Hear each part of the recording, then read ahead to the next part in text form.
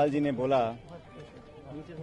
पिछले कुछ समय से हमारे कुछ साथी विधायक दिल्ली में आए हुए थे और हम लोगों के सरकार के और संगठन के कई सारे ऐसे मुद्दे थे जिसको हम रेखांकित करना चाहते थे। और मैंने जो इशू उठाया था, चाहे वो देशद्रोह का मुकदमा एसओजी वाला हो या हमें काम करने का जो तरीका था उसमें जो आपत्तियां थी, उन सब के बारे में हमने बताया। और मैंने शुरू से इस बात को कहा कि जो मुद्दे हैं वो सैद्धांतिक हैं और मुझे लगता था कि पार्टी के हित में उन बातों को उठाना बहुत जरूरी था। अपनी बात हम लोगों ने रखी। इस पूरे प्रकरण के दौरान बहुत सी बातें कही गई, चलाई गई और बहुत कुछ मुझे भी सुनने को मिला। व्यक्तिगत रूप से कुछ ऐसी बातें बोली गई जो मैं समझता हूं मुझे भी आश्चर्य उन बातों पर हुआ, लेकिन मुझे लगा कि संयम और विनम्रता हमेशा बनाए रखनी चाहिए। राजनीति में व्यक्तिगत दुर्भावना की कोई जगह नहीं है। हम लोगों ने, सभी लोगों ने मिलकर 5 साल तक मेहनत कर राजस्थान में कांग्रेस की सरकार बनाई थी और उस सरकार में हम सब भागीदार हैं।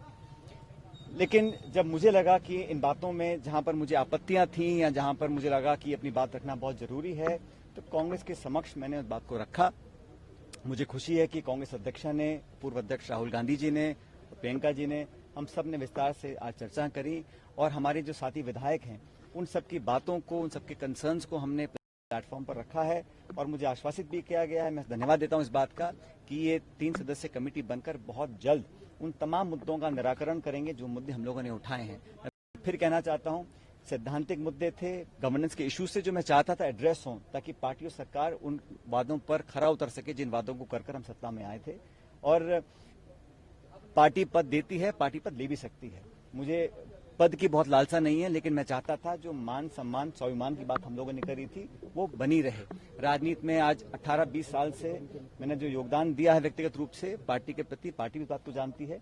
और हमने हमेशा कोशिश करी है कि जिन लोगों ने मेहनत कर इस सरकार का निर्माण किया है उन लोगों की हिस्सेदारी, भागीदारी सुनिश्चित की जाए। मुझे खुशी है कि कांग्रेस अध्यक्षा जी ने आज जो कमेटी का गठन किया है और ये बात भी जैसे वेणुगोपाल जी ने कहा कि समयबद्ध तरीके से इन सब बातों को सुनकर इसका अच्छा निराकरण किया जाएगा। मैं समझता हूं ये एक स्वागत योग्य कदम है।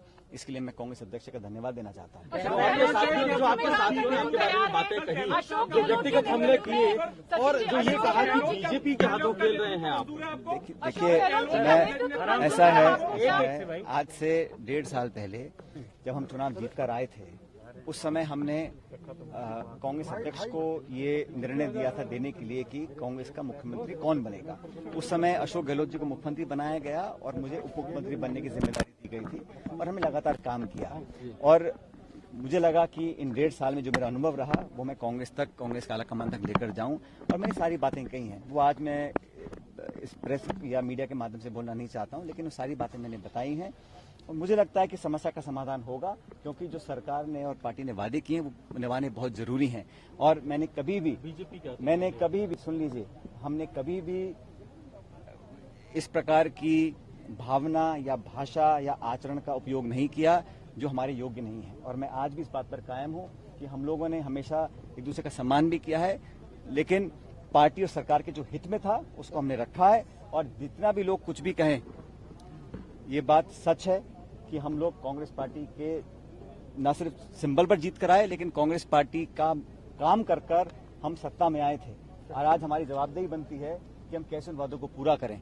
इसलिए मेरा आज ये जो आज हम लोगों ने अपनी बात रखी, सभी विधायकों ने रखी, हम सब मिलकर यहाँ पर आए थे। मैं धन्यवाद देना चाहता हूँ सभी विधायकों का कि इन्होंने बड़े एक खुले माहौल में बेबाकी से अपनी बात को रखा, उसका संज्ञान भी पार्टी ने लिया है। और मैं धन्यवाद देना चाहता हूँ प्रियंका जी का, जिन्होंने समय निकालकर आज हम सबसे बात करी, अलग अलग सब बातों को सुना और मुझे लगता है कि बहुत जल्द समस्या का समाधान।